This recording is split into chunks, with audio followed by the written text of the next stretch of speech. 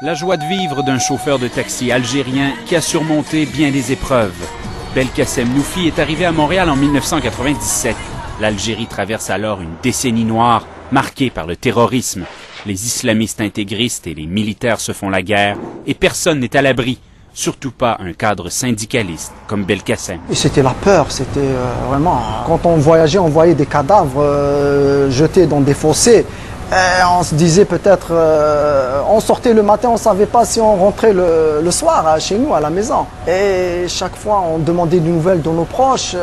Après avoir perdu plusieurs proches, dont son frère, il a fui vers le Canada, comme des milliers d'autres Algériens. On est parti, on a essayé de trouver l'ailleurs en attendant que ça aille mieux en fait.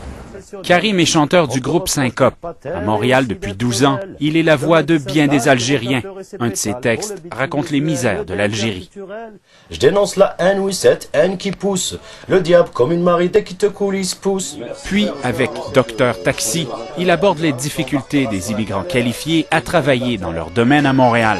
Lamine, médecin d'Algérie. À l'entrepôt, tu soulèveras de lourds fardeaux pour écraser ton petit égo. Quel gaspillage! Mes amis, quel gaspillage! Parlez-en à Belkacem, qui enseignait en génie mécanique en Algérie. Arrivé ici, il a dû refaire des cours. Et malgré tout, il n'a rien trouvé.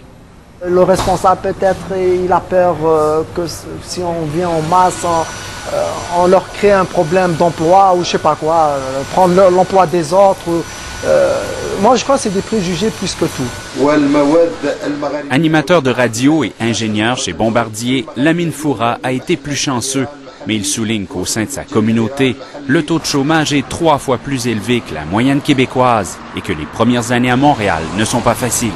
Mais quelqu'un qui arrive, ou qui est arrivé après le 11 septembre, ou qui arrive après le débat des accommodements, c'est toujours un grand défi pour lui de pouvoir établir un réseau de confiance quand il y a une méfiance qui est maintenue par les médias et maintenue essentiellement par une classe politique qui n'arrive pas à prendre ses responsabilités. Ça, c'est le premier commerce qui a ouvert, c'est la boucherie halal Courtouba.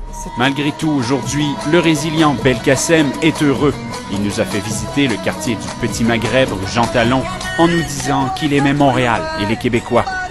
Une anecdote, une fois, j'ai pris un client, j'ai dit il faut respecter la diversité.